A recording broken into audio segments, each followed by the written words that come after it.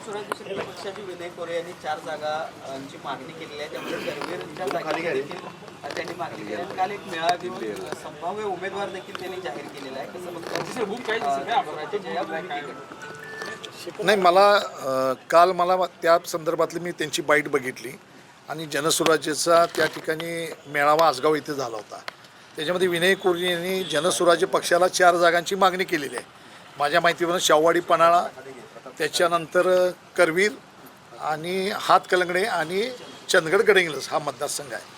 मला वाटतं की महायुतीची या ठिकाणी विधानसभेला महायुती या ठिकाणी लढते. या महायुतीमध्ये माननीय मुख्यमंत्री एकनाथजी शिंदे, उपमुख्यमंत्री देवेंद्रजी फडणवीस आणि उपमुख्यमंत्री अजितदादा आणि मित्रपक्ष अशा पद्धतीने ही महायुती विधानसभेला सामोरी जाणार आहे.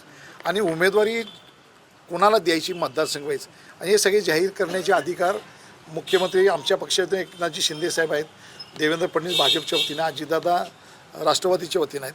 आणि ते जे निर्णय घेतील त्यावेळेस वेळी उमेदवारीचे निकष आणि हे सगळे बघून ते उमेदवारी त्यावेळी जाहीर होईल. मला वाटते जनसुराज्यानं मागणी केलेली असेल, ते मित्रपक्ष आमचा मित्रपक्ष म्हणूनच आहे, तर मागणी करण्याचा अधिकार सगळ्यांनाच आहे. त्याप्रमाणे त्यांनी मागणी केली असेल. मला वाटते इलेक्शनच्या मध्ये ज्याची निकष बघतील, काही पात्रता बघतील आणि या सगळ्यांच्या गोष्टी बघून मला वाटते महायुतीचे उमेदवार जाहीर होतील. जे उमेदवार जाहीर होतील त्याप्रमाणे जो निर्णय होईल तो सगळ्यांना मी सगळ्यांनी असं म्हटलं की एकनाथ शिंदे मुख्यमंत्री झाल्यानंतर 1 वर्षानं आपण त्या ठिकाणी गेलेला आहात आणि महाविकास आघाडीचं सरकार पाडण्याचा जो संघर्ष होता त्यामध्ये जनस्वराज्य पक्ष प्रमुख आघाडीवर होता आणि म्हणून कुठंतरी याच्यावरती क्लेम असायला पाहिजे आणि करवीरचा आमदार आहे तो जनस्वराज्याचाच असेल असं त्यांनी सांगितलं. नाही सर, त्यांनी जी मागणी केली असेल किंवा त्यांचं स्टेटमेंट असेल, निश्चित आहे ते माझे सहकारी मित्र आहेत. आमच्या पक्षाचे महायुतीचे एक घटक पक्ष आहेत. माझ्या माहितीप्रमाणे हे सत्ता संघर्ष होत असताना कोण कधी आलं, आजसुद्धा लोक प्रवेश करतात. अजूनसुद्धा वेगवेगळ्या लोकांना वेगवेगळ्या पक्षा आमच्या माहिती येण्याकडं अजूनसुद्धा दारं खुले आहेत. त्यामुळे कधी कुणी यावं आणि मला वाटतं की माननीय एकनाथजी शिंदे साहेबांना माझा त्यांच्यामध्ये असणारा सहभाग चांगला माहीत आहे. तो सावकारांना का आहे किंवा माझा किती सहभाग आहे हा माहीत नाही आहे. पण मला वाटतं एकनाथजी शिंदे साहेबांना माहीत आहे. मी निश्चितपणे आपणाला एवढंच सांगतो की प्रत्येक पक्षाला तो अधिकार आहे आणि अजूनसुद्धा या ठिकाणी इनकमिंग होते, काही ठिकाणी आउट गोईंग होते. ह्या प्रक्रिया सगळ्या निवडणुकीमध्ये चालतच असतात. विधानसभेमध्ये महायुतीकडे मी उमेदवारी मागितलेली आहे. या संदर्भातलं महायुतीचे सर्व ज्येष्ठ मंडळी आहेत ते निर्णय घेणार आहेत आणि मी निवडणूक निश्चितपणे महायुतीचा उमेदवारी मला मिळेल ही मला खात्री आहे आणि त्यामुळे मी निवडणूक लढणार आहे. निवडणूक लढवून महायुतीचा उमेदवार विजयी कसं होईल याकडे सगळे आमचे महायुतीचे कार्यकर्ते परत ज्याला उमेदवारी मिळेल त्या ठिकाणी निश्चितपणे तो लढणारच आहे. तो ज्यांना नाही मिळणार आहे त्यांनीसुद्धा सगळ्यांनी सहकार्य करावं असंच आमच्या महायुतीमध्ये या ठिकाणी ठरलेलं आहे. काय नेमकं काय वाटतंय नेमकं खरं तर कालची घोषणा झाल्यानंतर? नाही, असं काय वाटत नाही. काय निवडणुकीतल्या या सगळ्या प्रक्रिया आहेत आणि निवडणुकीमध्ये प्रक्रियेमध्ये प्रत्येक पक्षाला आपापलं मत मांडण्याचा अधिकार आहे या ठिकाणी. आता याच्या उपर जाऊन असं आहे की पन्हाळा शाहूवाडीमधून सुद्धा शिवसेनेच्या अनेक लोक आमच्या पक्षाकडे इच्छुक आहेत. मी आज तुम्हाला नावं सांगत नाही, कारण चांगले उमेदवार आमच्याकडे पण आहेत. तिथंही शिवसेनेची उमेदवारी मागणार आहेत. त्यामुळे महायुती त्यावेळी निर्णय घेईल कुठले विधानसभा मतदारसंघ उमेदवारी कोणाला द्यायची. त्यामुळे पन्हाळा शाहूवाडीमध्ये सुद्धा आमचे उमेदवार इच्छुक आहेत तिथं. सावकार साहेबांनी गडबड केली वाटते.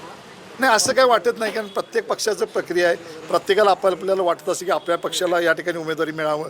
त्यांचा जनसुराज्य पक्ष आहे, आमचे शिवसेनेचं शिंदे गटाचं आम्ही उमेदवारी मागतोय. त्यामुळे प्रत्येकाला या ठिकाणी स्वातंत्र्य आहे. किती बहिणींना रक्षाबंधनच्या मुहूर्तावरती लाभ मिळणार आहे? मुख्यमंत्री लाडकी बहीण योजना या ठिकाणी मुख्यमंत्री आणि दोन्ही DCMनी या ठिकाणी पुढाकार घेऊन चालू केलं. मला वाटतं की करवीर विधानसभा मतदारसंघामध्ये साधारण अंदाजे पात्र महिला ज्या भगिनी आहेत त्या 1 लाखाच्या आसपास पात्र भगिनी आहेत. म्हणजे करवीर मतदारसंघातल्या आमच्या करवीर तालुक्यातली गावं आणि पन्हाळा तालुक्यातील गावं या मतदारसंघातील आणि गगनबावडा अखंड तालुका सर्वसाधारणपणे 1 लाख पात्र महिला अंदाजे असतील. त्यापैकी जवळजवळ 87,000 या भगिनींनी या ठिकाणी ऑफलाईन अर्ज केलेत.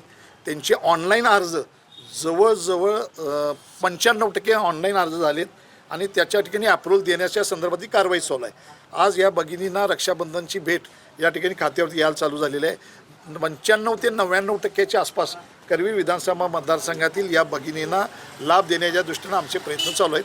31 ऑगस्ट शेवटची मुदत आहे.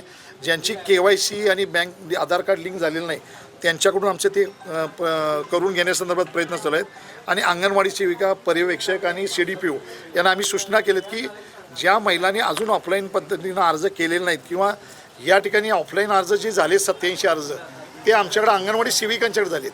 सेतूवरून किंवा इंडिव्हिज्युअल ज्यांनी ऑनलाईन केलेत त्याची संख्या अजून आपल्याकडं मेळ लागत नाही. तो जर मेळ लागला तर मला वाटते 95 ते 97% या ठिकाणी महिला करवीर विधानसभा मतदारसंघात भगिनी आमच्या पात्र होतील आणि त्यांना लवकरच लाभ भेटेल. पूरग्रस्त सुद्धा गावांना सुद्धा करवीर तालुक्यातला फटका बसला होता. नाही 19ला फटका बसला, 21ला फटका बसला आहे, आत्ता बसला आहे. निश्चितपणे सरकारनं त्यावेळी चांगल्या उपाययोजना केलेत.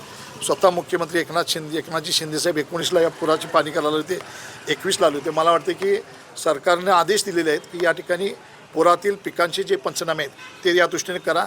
या उपर मी परवा दिवशी मुख्यमंत्र्यांना जाऊन भेटलो आणि मी त्यांना हे पण सांगितलं की नुसतं पुरानं गेलेलं नको तर अतिवृष्टीनं बाधित झालेली जी पिकं आहेत, कारण विशेष करून आमच्या पश्चिम भागामध्ये अतिरिक्त पाऊस झाला आहे आणि पुराच्या बरोबर अतिरिक्त पावसामुळे जे 65 मिमीच्या वर पाऊस झाला आहे आणि सलग 28 दिवस 27 ते 28 दिवस पाऊस होता आणि 110 मिलीमीटर कुठे 125 मिलीमीटर पाऊस झाला आहे.